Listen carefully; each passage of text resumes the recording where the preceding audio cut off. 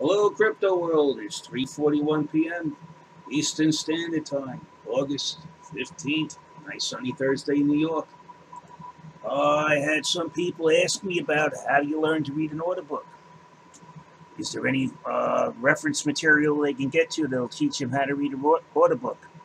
I don't think so, because that's an art that was required when we didn't have computers. Okay.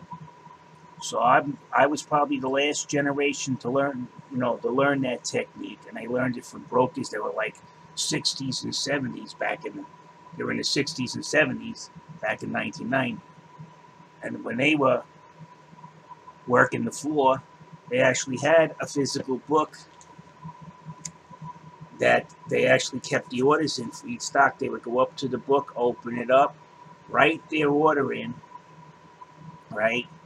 If you wanted to cancel it, you crossed it out and initial it.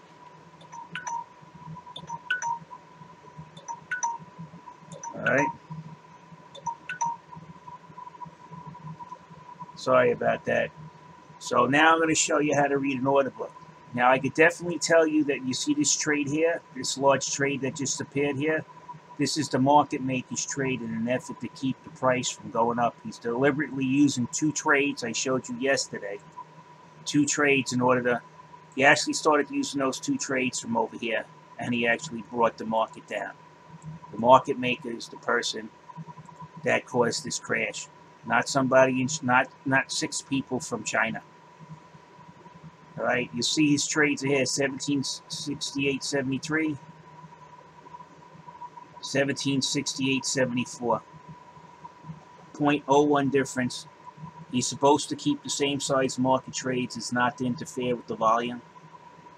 But what he isn't doing is he's not keeping them equidistant away. So he's actually manipulating the market. Now that these large orders are starting to come in, he's worried that the price is going to go up and it's going to shrink his spread. As the price goes up, there's more cash involved for trade. So that's going to give him less ability to create a wider spread, because he's going to have to actually use his trade capital that he puts up here to service the liquidity. I hope you understand that. So now we know that these trades are his. So how do we find out what he's doing? Clear that out. We checked it already. It's $1.02 to $1.15.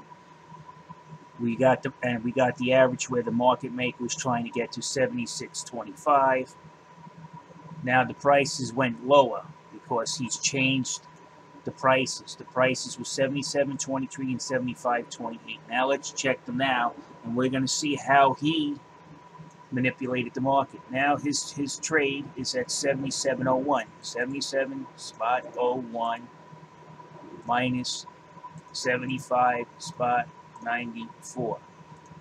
Okay, he's $1.07 away. He's not 40 cents away. So that story is just bullshit. Now we're going to go to the bottom wall. 76 spot. Let's just say 76 minus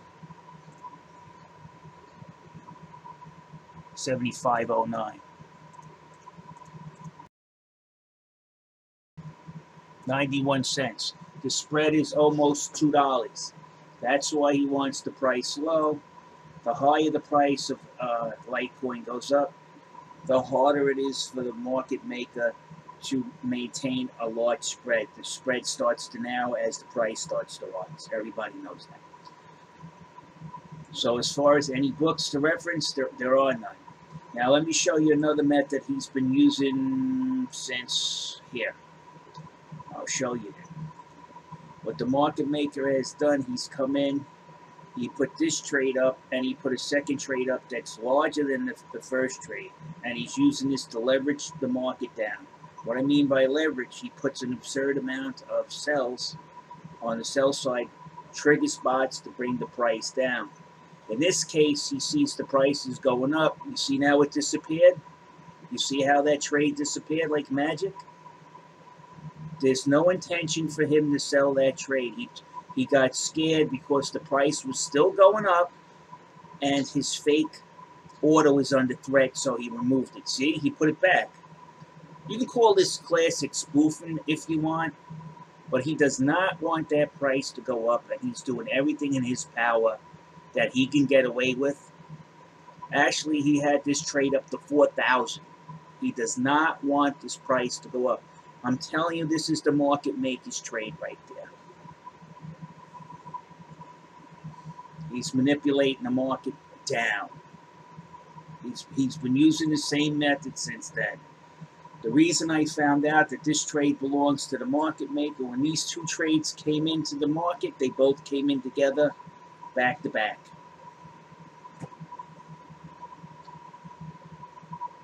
They were both initiated at the same time. The possibility of it being more than one individual is far-fetched. So now you know how he's manipulating. If he wants the price to go up, right, he'll take this trade down. He'll either move his two walls up, but I don't think he's going to do that anymore because I told Coinbase what I found, and I'm pretty sure they ran over to him. Like, look, you got to come up with a different method, or we're going to go to jail. I'm pretty sure that's what happened. So now he's using this. Some people call it a scissor.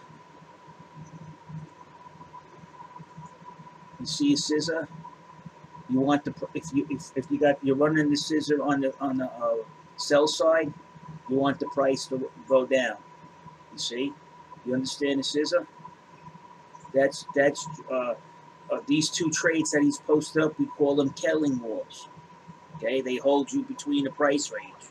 You can't go above it. You can't go below his trades. So he's fixed the price. He's fixed the price. Now he's using the scissor to drive to put the pressure down. In other words, the scissor, he opens it up when he moves this down price range, and he puts pressure. He opens the scissor up and he puts pressure to bring the price down. You see scissor? Okay. So that's another thing that's open manipulation that's being used by the market maker in this order book. I can see it. It's right there. See that second trade, largest trade in the book? That belongs to the market maker. Okay? We know go above. If we start going up, watch this trade disappear. You can go in the books later and watch the reaction to defend this, the price. He's limiting the price. If it goes toward this, we move this trade. You already see him take it out once and put it back.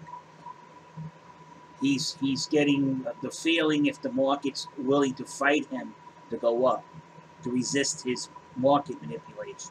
If he feels the price starts getting to where this 100 is, this trade will just disappear. It'll never be exercised. You have to remember, the market maker has limited capital. And part of that limited capital is his holdings of Litecoin.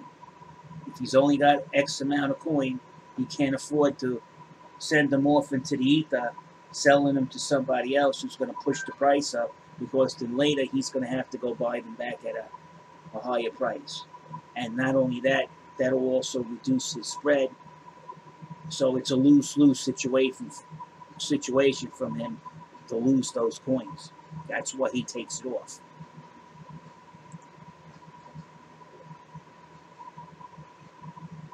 So now he sees these other trades, these other large trades. That's what led him to put this trade in here. He's saying, oh, somebody's coming to push this price up. It might be him himself. This might be a dog and pony show put on here by the market maker. Now he's going to prolong this price. He's going to keep this running sideways, right, as long as he can, because at this price, he's definitely getting a $2 spread. We can see that, right? Right? This one's $2.17. This spread over here is $1.98. He's from manipulating the price and keeping his spread nice and wide. When he buys and sells out, the price difference is greater. He makes more money. That's why he's manipulating the price. And it's already proven he manipulated. None of his trades equidistant. We could check it right now. We will check it now. This will be the third time we checked it where it's not 40 to 44 cents and it's not equidistant. And for some reason, the knuckleheads at Coinbase couldn't figure it out. They couldn't see any manipulation in the order book. You know why? Because they don't. First of all, they don't monitor their books. They don't have it. So how the hell, if you don't know how to monitor an order book and you're not monitoring the order book, can you know there's manipulation in your books? I never heard of something so stupid. They're dumb. To make a statement like that, you got to be awfully dumb. Well, how do you know if there's manipulation? Do you monitor your order books? Oh, no. But you're a 24-hour exchange. Don't you have anybody monitoring the books? This is the conversation I'm repeating to John, one of their service reps. No, we don't have anybody monitoring the books. But you prohibit manipulation. Oh, yes, we prohibit. So how do you actually see the manipulation if you don't monitor the books?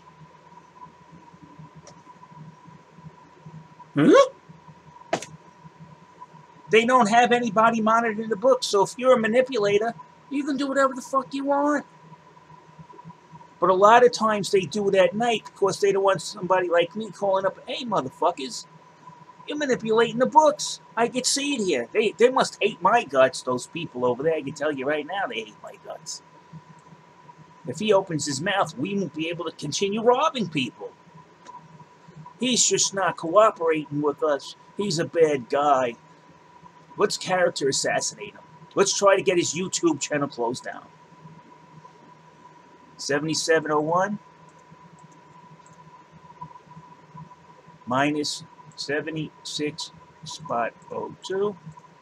99 cents is not 40 to 44 cents. It's way out of line. I don't think this guy's, the market maker's paying the proper taxes. If he's reporting a 88 spread to the New York Department of Financial Services and he's making a $2 spread, 75.09.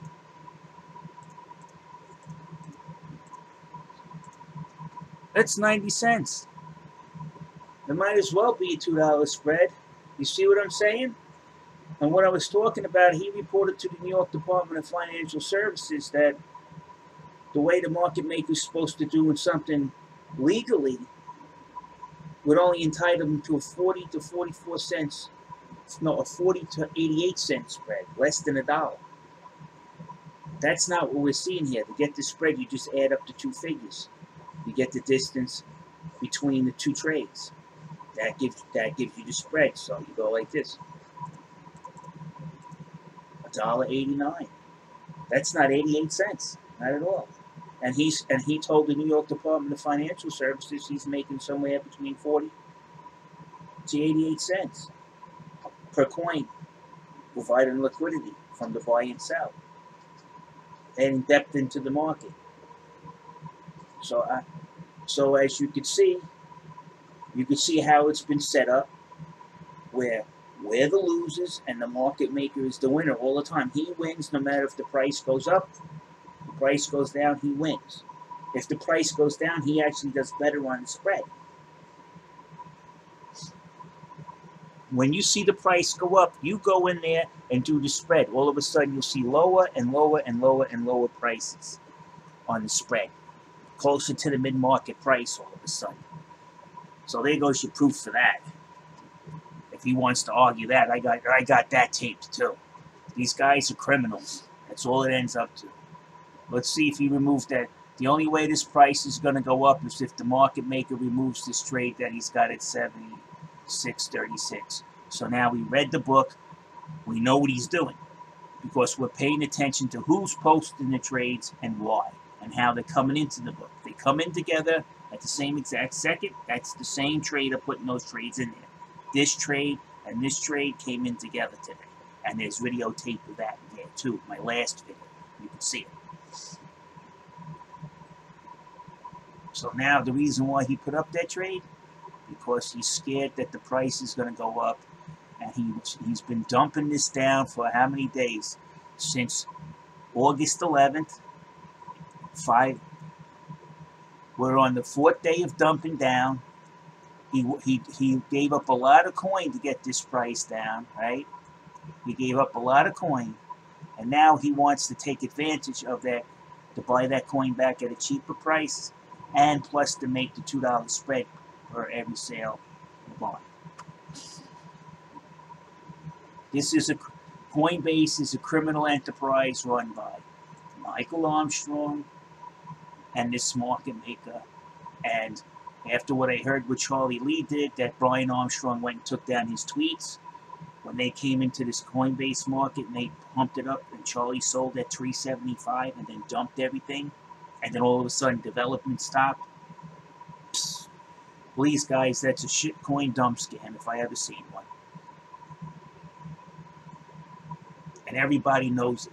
And then if you say it and you're wishy-washy about it, they'll attack you. But don't attack me. You'll lose.